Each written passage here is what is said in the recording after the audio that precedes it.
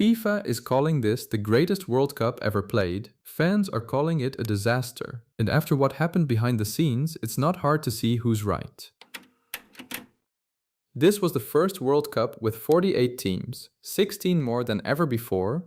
4 nations made their World Cup debut this year: Curaçao, Cape Verde, Jordan, and Uzbekistan. FIFA sold this expansion as historic. Infantino called it the biggest event in the history of mankind, comparing it to 104 Super Bowls in 1 month. More teams meant more group games. More group games meant more lopsided matches, with outcomes decided before kickoff. Under the old 32-team format, every group game mattered. One slip-up and the top nation could go home early.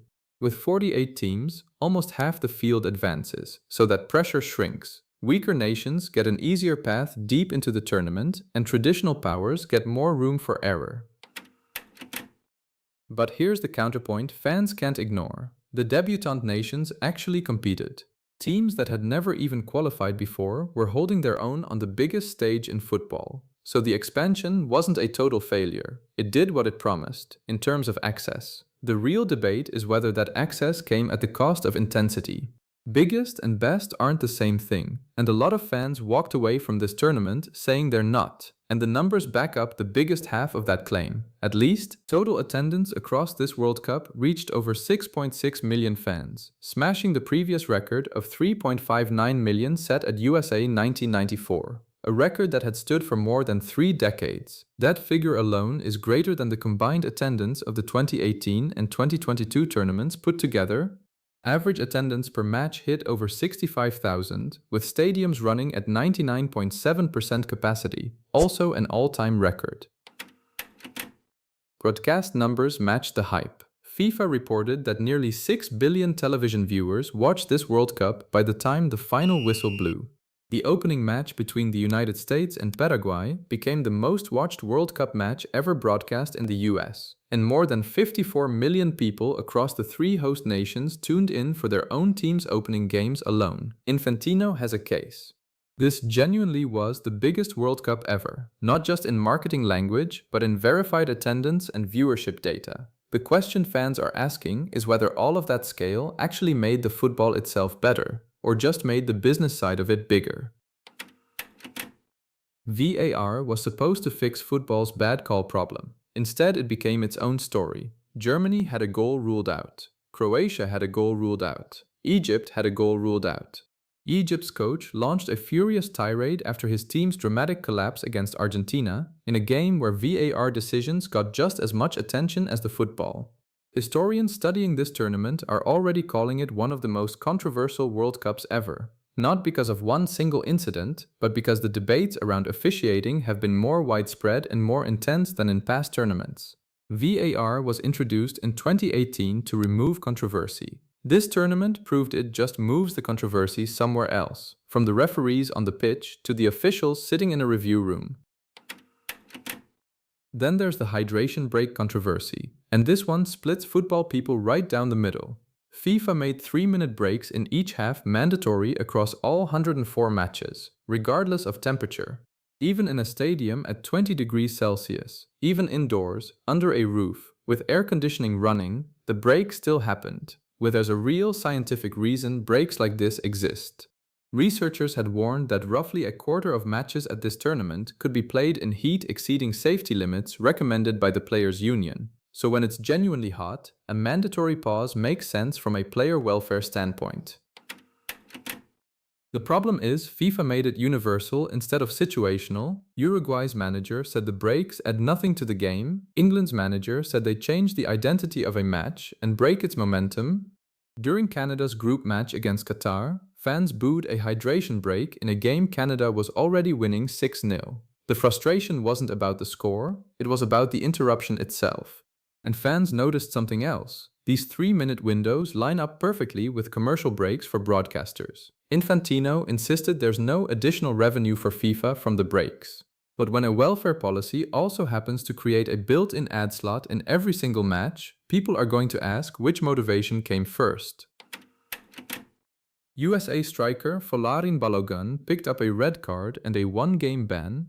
Then President Trump personally called FIFA President Gianni Infantino to ask for the decision to be reviewed. The ban got suspended. Balogun played the next game. FIFA insisted its disciplinary bodies acted independently, but the timing, a political call, then the punishment disappears, raised a bigger question that goes beyond one suspended red card. Is FIFA an independent sporting body, or one that bends when the right phone call comes in? Once a question like that gets asked seriously by football's own fan base, it doesn't quietly go away. Every future disciplinary decision now gets viewed through that same lens. Somali referee Omar Abdulkadir Artan was denied entry into the United States despite holding a valid visa. He couldn't get into the country to officiate the tournament he'd qualified for. 4 teams that had qualified for this World Cup, Haiti, Iran, Côte d'Ivoire, and Senegal, were also directly affected by US travel ban policies during the tournament. These weren't teams that failed to qualify. These were nations that earned their spot through actual competition, only to have supporters and even officials blocked by decisions that had nothing to do with football. Iran's own squad was forced to sleep across the border in Mexico, crossing into the US, only on match days. Arten eventually came home to a hero's welcome and will referee next season's UEFA Super Cup. But the fact that a World Cup referee couldn't even enter the host country says everything about how deep the tournament's political problems really ran. FIFA's official line has been that it can't control the sovereign immigration policies of the countries it partners with. That's technically true, but it also means FIFA chose a 3-nation hosting model that guaranteed exactly this kind of conflict was possible, and then didn't build in any real protection for the fans and officials who'd be affected by it. A tournament that markets itself as uniting the world through football still couldn't guarantee the world could actually show up. And then there's the money. For the first time, FIFA used dynamic, demand-based pricing on tickets. Official prices for group stage matches ranged from $140 all the way up to nearly $2,735, figures far beyond what fans paid at the previous World Cup in Qatar in 2022. Official prices for the final climbed as high as $8,680, and some fans reported seeing final tickets listed for nearly $11,000. That's before resale, on FIFA's own resale marketplace. Some final tickets were listed as high as $2.3 million. FIFA didn't set those resale prices directly, but it took a cut of every sale made through its platform. The backlash was serious enough that fan groups, including Football Supporters Europe and the consumer group Euroconsumers, filed a formal complaint against FIFA with the European Commission, accusing the organization of abusing a ticketing monopoly to impose unfair conditions on fans. Separately, the Attorneys General of New York and New Jersey issued a subpoena to FIFA over complaints that fans were misled about pricing and seat locations. This isn't just fans venting online.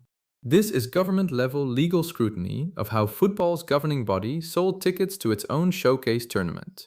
5 separate controversies, all playing out in the same 6 weeks. A diluted format, an officiating system under fire, a political phone call changing a suspension, referees and fans locked out by travel restrictions, and ticket pricing serious enough to draw a legal subpoena from 2 US. None of these happened in isolation. They happened together, layered on top of each other, in the exact tournament FIFA is calling the greatest ever played. And that's really the tension at the heart of this whole tournament. FIFA measures success in attendance figures, broadcast numbers, and revenue. Fans measure it in whether the football itself felt fair, whether access was equal, and whether the people running the sport were accountable to anyone. By FIFA's numbers, this World Cup is untouchable. By the fans' numbers, the subpoenas, the complaints, the locked-out officials, it's one of the messiest tournaments in the competition's history. Both of those things are true at the same time, and that's exactly why the debate isn't going away anytime soon. Biggest World Cup in history, by every number that matters. Attendance, viewership, revenue, team count, but biggest isn't the same as best. A record-breaking tournament on paper is still a tournament where fans spent as much time arguing about referees, presidents, and ticket receipts as they did about actual goals. If you want the breakdown of exactly how this new 48-team format works, the groups, the seeding, all of it, that video's on screen right now. Comment below, which of these controversies bothered you the most? And subscribe if you want us breaking down every football story as it unfolds.